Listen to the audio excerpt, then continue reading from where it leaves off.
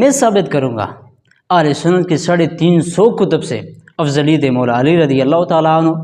اگر صحابہ کی عزت و تقریم تم کو نظر آتی تو یہ صحابہ میں دکھاؤں گا اہل سنت کی سینکڑوں کتب سے، آپ کے قدموں کے فیض سے 350 اہل سنت کی کتب کے حوالے موجود ہیں کہ بعد از مصطفیٰ میں بعد از انبیاء بھی نہیں کہہ رہا، میں بعد از انبیاء کا لفظ یوز نہیں کیا، بعد از مصطفیٰ جو افضل کائنات ذات ہے وہ سرکار علی المرتضیٰ کی ہے۔ جناب جب ثابت کرنے کی باری آئی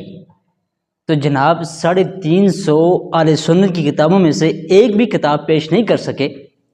اور افضلیت ثابت نہیں کر سکے، لیکن مجمع میں ادھر ادھر ویسے ڈنڈوڑا پیٹتے رہے جناب علی، اور اپنے آپ کو سلطان الدلائل کہتے ہیں، جبکہ اردو کے الفاظ کی ادائیگی بھی وہ درست نہیں ادا کر رہے تھے۔ اور مناظرے کے اندر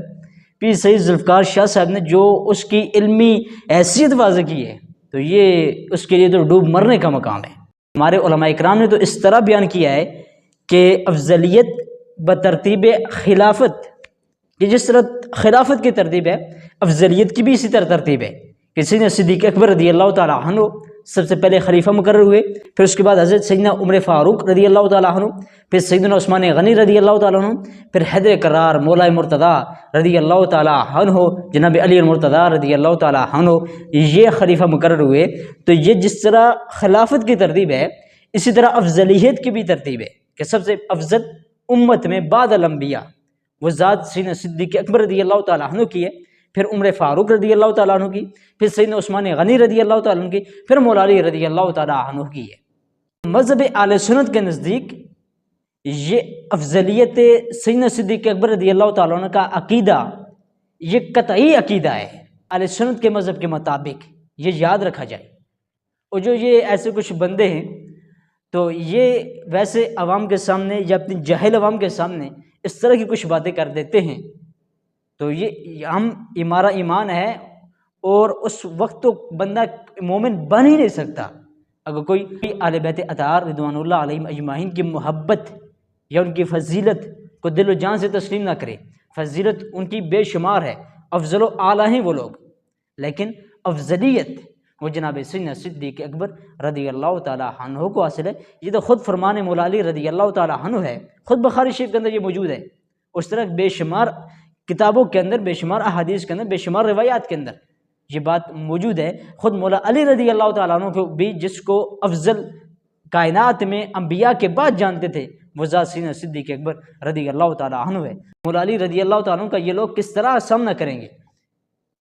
مولا علی رضی اللہ تعالیٰ عنہ تو ان حوالے سے یہ بیان فرما چکے کہ جو مجھے فضیلت دے گا، افضلیت دے گا، میں تو اس کو حد مفتری لگاؤں گا، تو ان کو تو حد مفتری لگے گی جو افضلیت مولا علی رضی اللہ تعالیٰ عنہ کے قائل ہیں۔ بہرحال اہل سنت کا یہ مذہب ہے، اور یہ مذہب مہذب ہے کہ انبیاء کے بعد جو اس پوری کائنات میں افضل ترین ہستی ہے وہ جناب سیدنا صدیق اکبر رضی اللہ تعالیٰ عنہ کی ہستی ہے، اور باقی فضائل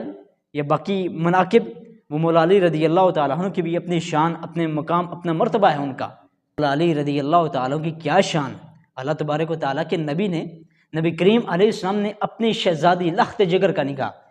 نبی کریم علیہ السلام نے حضرت مولا علی رضی اللہ تعالیٰ عنہ کے ساتھ کیا، پھر اپنا بھائی کا،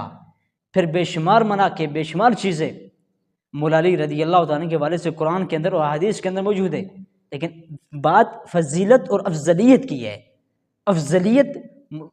مولا سیدنا صدیق اکبر رضی اللہ تعالیٰ عنہ کو حاصل ہے، اور فضیلت جناب مولا حیدر کرار جناب علی المرتضیٰ رضی اللہ تعالیٰ عنہ کو حاصل ہے۔ تو یہ جو یاسین رافضی، یاسین مناجی یا یاسین قادری، آپ کچھ بھی کہہ دیں، تو یہ جو ویسے مجمع کے اندر کہتے ہیں کہ میں 350 کتابوں کے اندر 500 کتابیں دکھاؤں گا، 1000 کتابیں دکھاؤں گا، تو ابھی تک کسی ایک بھی صحیح العقیدہ سنی کی کتاب سے ایک بات بھی یہ نہیں لے کر آیا جب سے یہ بیان کرتا آیا کہ میرے پاس تو اتنے دلائل ہیں، میرے پاس اتنے دلائل ہیں، تو ایک دلیل بھی اس نے کسی بھی سنی صحیح العقیدہ کی آج تک پیش نہیں کی کہ جس نے افضلیت مولا علی رضی اللہ تعالیٰ عنہ کا اقرار کیا ہو۔ اہل سنت تو اس کو اپنے مذہب کے مطابق اس کو عقیدہ قطعیہ مانتے ہیں،